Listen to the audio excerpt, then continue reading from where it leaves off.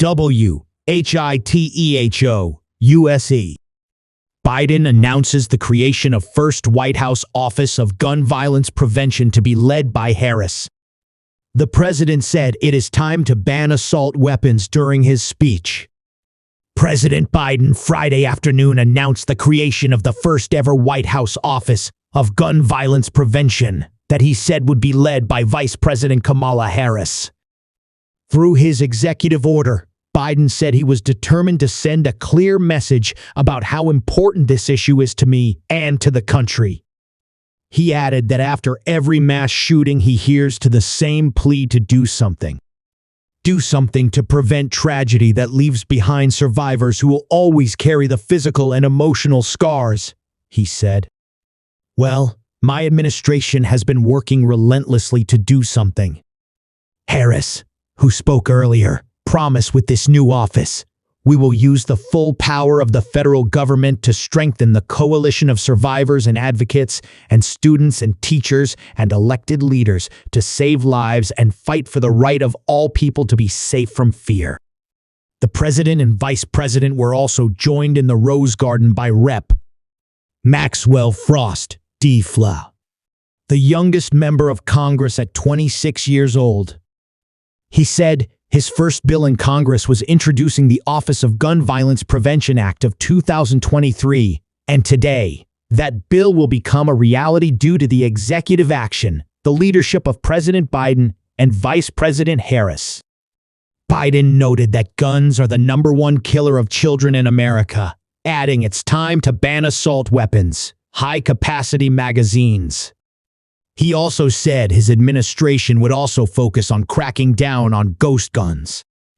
The president said the office would have 4 major functions, including expedited implementation of the bipartisan Safer Communities Act, which was passed last year with Democratic and Republican support, and expedited implementation of his executive actions on gun control, coordinating more support for victims after shootings in the same way FEMA responds to natural disasters, identify new executive orders he can sign and work with state and local partners to pass laws at that level.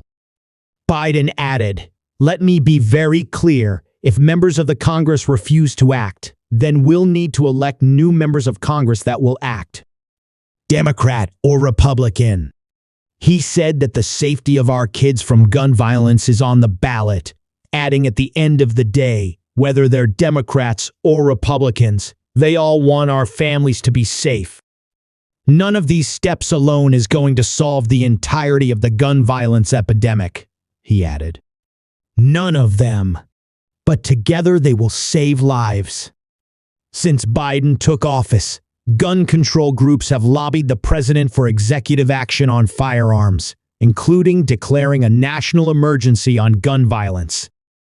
In January, a coalition of 117 groups sent a letter to the president demanding the creation of a federal Office of Gun Violence Prevention, a $5 billion fund for community violence intervention programs, and enforcement of the ban on foreign-made weapons, tighter federal Trade Commission regulations on firearm marketing, education campaigns on gun safety, and a detailed plan on the enactment of the Safer Communities Act passed last year. The bipartisan Safer Communities Act, signed into law by Biden, was the most significant gun control bill in nearly 30 years. It incentivized states to pass red flag laws and expand background checks for 18 to 21-year-olds. The law was passed in response to mass shootings in Buffalo, New York, and Uvalde, Texas, in 2022. However, Congress has shown no indication of enacting further gun control legislation supported by the president.